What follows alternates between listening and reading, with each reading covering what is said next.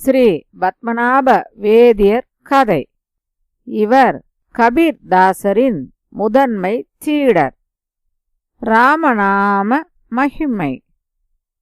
காசி நகரிலே ஒரு வணிகன் அளவற்ற செல்வம் உடையவன். 5 குமாரர்களை பெற்றான். நிறைந்த மனத்தோடு நல்ல முறையிலே வாழ்ந்து வந்தான்.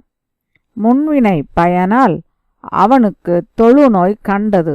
என்றாலும் மனம் தளராமல் தான தருமங்களைச் செய்து நோய் தீருமென்று பெரியோர்கள் சொன்ன முறைகளையெல்லாம் கைப்பற்றி செய்தான். நாட்கள் செல்ல செல்ல நோயின் கொடுமை அதிகரித்தது. ஆகவே கங்கையிலே விழுந்து விடுவதென்று முடிவு செய்தான். ஒருவருக்கும் ஒரு பயனும் இல்லாமல் எதன் பொருட்டு வாட வேண்டும் என்பதே அவன் மனத்துள் எழுந்த கேள்வி. அவன் விருப்பத்தை முழுவதும் அறியாத சுற்றத்தார் கங்கையின் கரையிலே வசிக்க ஏற்பாடு செய்து கரைக்கு அழைத்து வந்து உட்கார வைத்தனர். அத்துறைக்கு பத்மநாபர் என்ற ஒரு மகான் அடிக்கடி நீராட வருவது வழக்கம். அவர் இளமையிலேயே வேதங்கள், உபநிடதங்கள், பிரம்மசூத்திரம் இவைகளை கற்று வித்தகரானார். என்றாலும் ஒரு நல்ல குருவை அடுத்து உபதேசம் பெற வேண்டும் என்று ஆவல் கொண்டார். எத்தகைய சாத்திரங்களை பயின்ற போதிலும் ஞானத்தை உள்ளங்கை நெல்லிக்கனி போல் தெளிவுறச் செய்ய சத்குருவின் கடாட்சம் இன்றியமையாதது என்று கபீர்தாசரை அணுகினார். கபீர்தாசர் இவரது பரிபக்குவ நிலையைக் கண்டு இவருக்கு மந்திரோபதேசம் செய்து தமது முதல் சீடராக ஏற்றுக்கொண்டார். அன்று முதல் காசியிலே வசிக்கும் பல மக்களுக்கு நல்ல போதனைகளை செய்வதும் ராமநாம பிரபாவத்தை சொல்லுவதுமாக காலம் கழித்து வந்தார். தினந்தோறும் அதிகாலையிலே கங்கையிலே நீராடி பூஜனைகள் புரிவார்.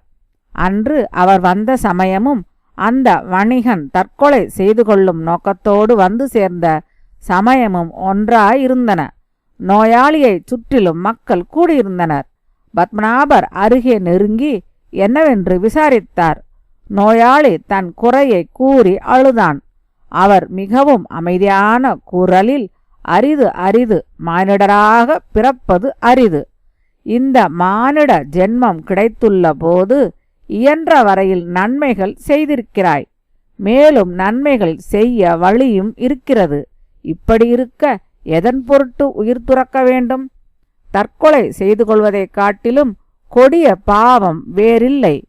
நான் ஒரு திவ்ய ஔஷதம் தருகிறேன். உன் தொழுநோய் விலகும் என்றெல்லாம் சொல்லி அவனை சமாதானம் செய்தார். அவன் மனக்குழப்பம் சற்றே அடங்கியது. ஔஷதம் என்கிறாரே, அதையும் பார்த்து விடுவோம் என்ற ஆவலும் எழுந்தது. ஆனால் தானாகவே கேட்பதற்கு அஞ்சினான். பத்மநாபர் தாம் நீராடி அவன் முன் வந்து நின்று, அப்பனே, இந்த காசி நகரின் பெருமை உனக்கு தெரியும்.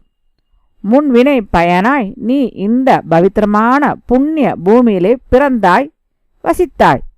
இறைவன் ஸ்ரீ விஸ்வநாத பெருமான் இங்கே மரணமடைகின்றவர்களது செவிகளிலே ஸ்ரீ ராமதாரகத்தை உபதேசிப்பதனால்தான் காசியிலே இறக்க முக்தி என்ற சொல் ஏற்பட்டிருக்கிறது. ஆகவே தாரக மகா மந்திரத்தை 3 முறை உச்சரித்தால் உன் பாபங்களெல்லாம் ஆகாமிய பிராரப்த சஞ்சித கர்மாக்களாகிய 3 வகையான பாபங்கள் எல்லாம் தீயினில் தூசாகும். இந்த மகா மந்திரத்தை 3 முறை உச்சரித்து கங்காதேவியை தியானித்து நீராடுவாயாக என்றார். பின் அவர் அங்கிருந்து வீடு சென்றார்.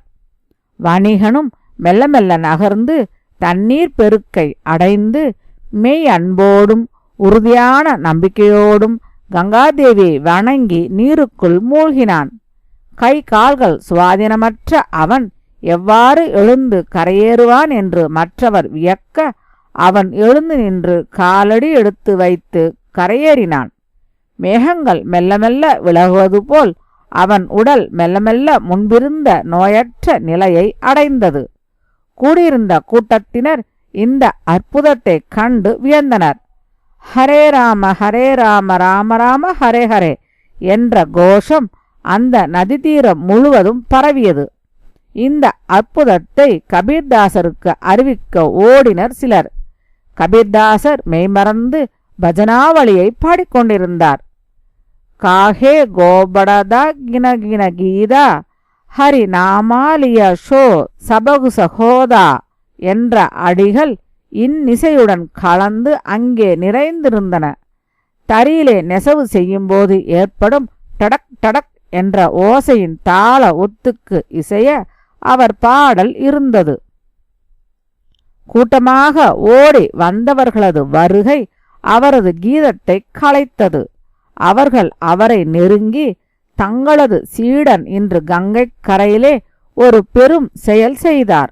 தொழுநோயால் வருந்திய ஒரு வணிகர் கங்கையிலே விழுந்து தற்கொலை செய்து கொள்ள முயன்றார்.